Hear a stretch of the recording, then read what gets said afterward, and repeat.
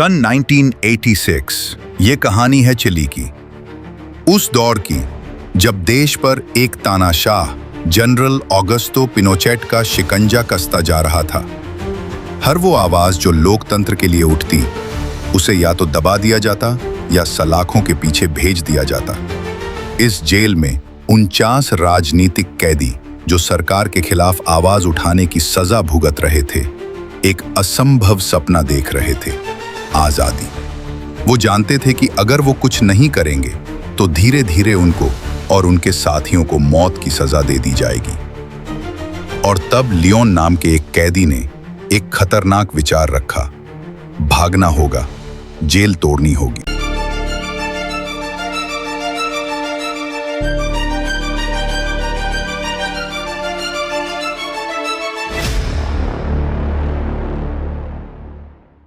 कैदियों ने जेल की दीवारों से परे आजादी पाने के लिए 80 मीटर से अधिक लंबी एक सुरंग खोदने का फैसला किया, जो एक असंभव सा कार्य था क्योंकि उनके पास केवल एक स्क्रू ड्राइवर और कुछ अन्य बुनियादी औजार थे। सुरंग की शुरुआत के लिए उन्हें एक ऐसी जगह की जरूरत थी जहां किसी का आना जाना कम हो। उन्होंने इस काम के लिए सेल नंबर 18 को चुना, जो जेल के सबसे सुनसान कोने में छिपी थी, जहां गार्ड्स की निगरानी कम थी। इस सेल का फर्श मिट्टी और कंक्रीट का मिश्रण एक स्क्रू ड्राइवर की नोक से चुपके तोड़ा जा सकता था। खुदाई का काम अत्यंत सावधानी और गोपनीयता के साथ शुरू हुआ। उन्होंने सेल की एक दीवार में एक नकली पैनल बनाया जो जेल की फीकी पेंट से हुबहू मिलता था। खुदाई बहुत धीमी थी क्योंकि मिट्टी सख्त थी और औजार कमजोर थे। कैदी बारी बारी से सुरंग में जाते, खुदाई करके मिट्टी को छोटे छोटे थैलों में भरकर सेल में लाते। 55 टन मिट्टी को छिपाने के लिए उन्होंने छत में एक गुप्त छेद बनाया। इस छेद को बनाने के लिए उन्होंने छत की मिट्टी और कंक्रीट को धीरे धीरे खोदा और उसे एक नकली ढक्कन से ढक दिया और ऊपर पोस्टर लगा दिया। हर रात मिट्टी के थैले छत के छेद में डाले जाते और फिर उसे ढक दिया जाता। गार्ड्स को शक न हो, कैदी अलग अलग तरकीबें भी अपनाते रहे। एक दिन जब खुदाई का शोर थोड़ा तेज हुआ तो जेल के एक साथी कैदी ने वर्कशॉप के पास बैठकर जोर जोर से गिटार बजाना शुरू कर दिया ताकि खुदाई की आवाजें दब जाएं। उसके संगीत की आड़ में कई बार सुरंग में हथौड़े और छेनी की आवाजें छुपाई गईं। ज्यादातर खुदाई उस वक्त ही की जाती थी जब बाकी कैदी टीवी देख रहे होते और गार्ड्स का पहरा कम होता। एक बार जेल प्रशासन को किसी तरह से ये संदेह हो जाता है कि जेल में कुछ गड़बड़ चल रही है। इस पर वो अचानक सर्च अभियान चलाते हैं जिसमें कैदियों की कोठरियों को खंगाला जाता है, उनकी व्यक्तिगत चीजें छीन ली जाती हैं और वर्कशॉप की भी जांच की जाती है।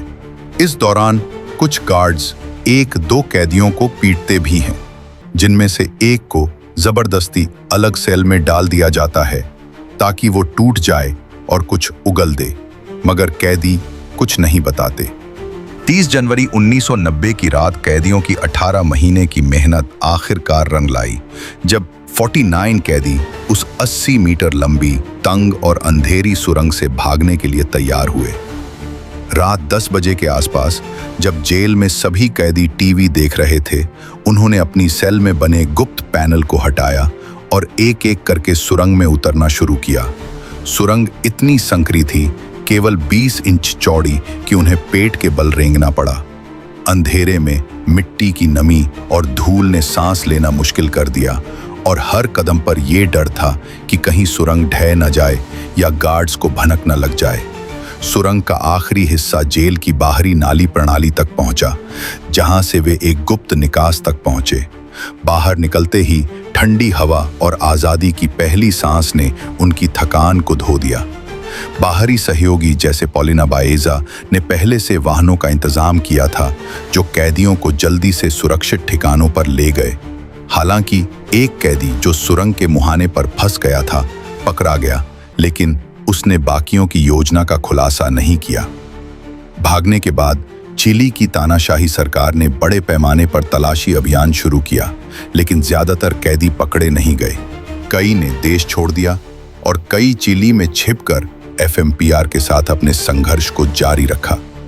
यह साहसी जेल ब्रेक चिली के इतिहास में एक मिसाल बन गया, जो तानाशाही के खिलाफ कैदियों की एकजुटता और हिम्मत का प्रतीक था।